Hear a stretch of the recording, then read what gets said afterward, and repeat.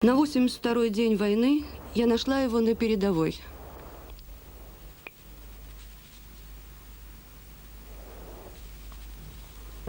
Мне рассказывали, что когда объявили мобилизацию, ты взял свою двухстволку и пришел сюда.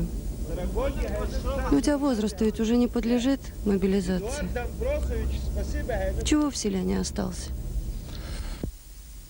Да, это когда Родина зовет своих сыновей, Родина не разбирает, а он молодой или стар. Старики были всегда в Абхазии, пример.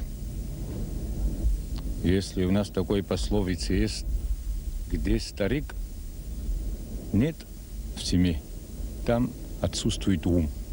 А где малыш нет дома, там смех, радость тоже отсутствует. А помнишь, в 89-м ты мне рассказывал, когда здесь тоже первая кровь пролилась? Старики оружие спрятали в деревнях и молодежь из деревень не выпускали. А сейчас, видишь, сами пришли.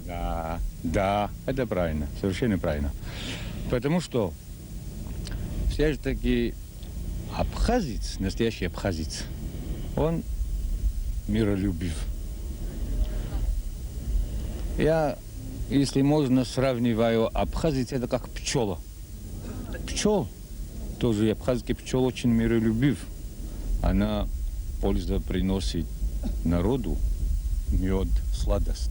Но его, когда раздражаешь или что-нибудь такого сделаешь, он, несмотря все это, насмерть идет. Абхазская пчела тоже кусает. Тоже кусает здорово. Абхазцы никогда не хотят чужой. Ну и свою тоже никому никогда не даст.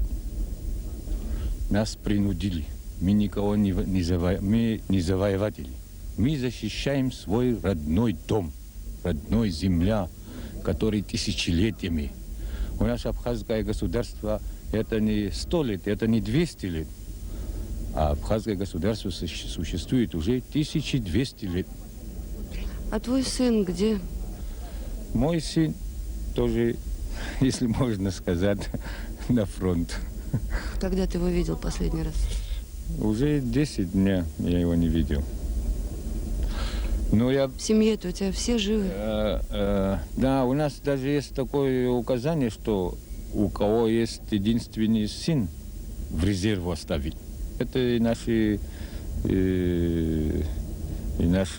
уважаемые президент, или как хочешь его называй, тоже, да, председатель Верховного Совета тоже сказал, это по всевозможности, чтобы их в резерве держать. Но я не мог сказать сыну, оставайся. Забор налево, да? Забор вниз. Бегом.